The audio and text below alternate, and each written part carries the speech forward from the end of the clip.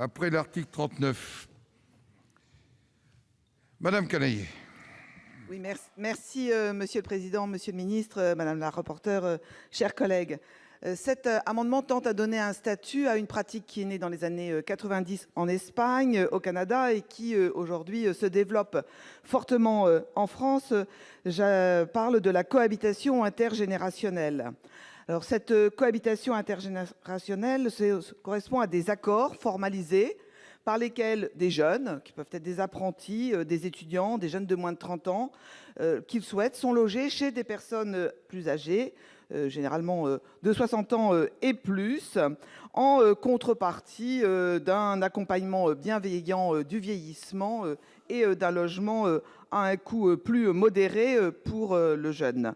Cette pratique de la cohabitation intergénérationnelle est aujourd'hui basée sur des accords gagnant-gagnant, parce que ça permet de donner un logement à des jeunes qui ont généralement des ressources faibles, et ça permet aussi d'accompagner, de prévenir le vieillissement et de maintenir l'autonomie des personnes âgées.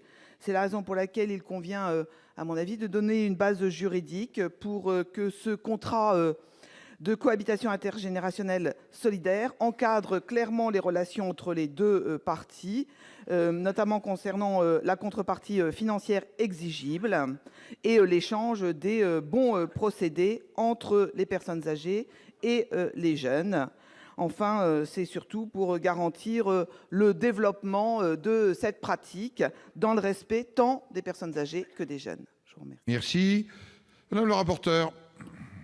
Alors, la commission a décidé de donner un avis favorable à cet amendement qui donne un cadre sécurisé et souple à la cohabitation intergénérationnelle, en précisant à la fois ses conditions contractuelles et surtout en renvoyant le soin d'en écrire l'ensemble des modalités pratiques à une charte qui sera établie par arrêté ministériel. Donc c'est un véritable progrès pour le développement de ce type de cohabitation. Merci. L'avis du gouvernement, monsieur le ministre. Merci, monsieur le président. L'avis du gouvernement sera très favorable, en remerciant madame la sénatrice Canayer d'avoir préparé et soutenu cet amendement qui est totalement utile et qui s'inscrit aussi dans l'évolution sociétale avec, je vous en remercie aussi, un dispositif qui écarte la qualification de bail d'habitation qui paraissait ici trop rigide, qui prévoit la réalisation de menus services demandés par la personne âgée, mais sans qu'il s'agisse d'une relation de travail. C'est un progrès.